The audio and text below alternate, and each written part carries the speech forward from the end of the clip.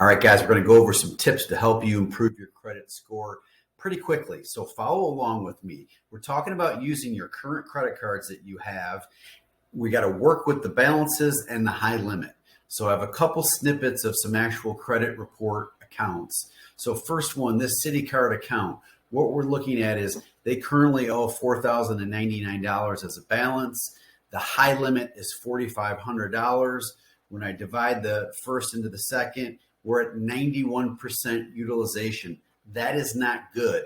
We only want to be at a max of about 10% each month. So every month you use the card, I don't want you to charge more than 10% of the high balance.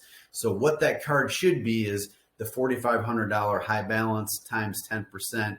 You shouldn't be charging more than $450 a month on this card.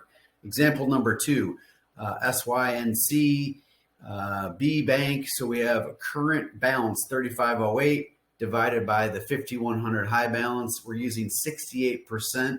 Again, not good. We don't want to be over 10%. Should be about $5,100 times 10% equals max of $510 a month that you want to charge on that card. So here's what I want you to remember. The more you can pay on your credit card throughout the month, the lower the balance is going to be when the credit bureaus report throughout the month.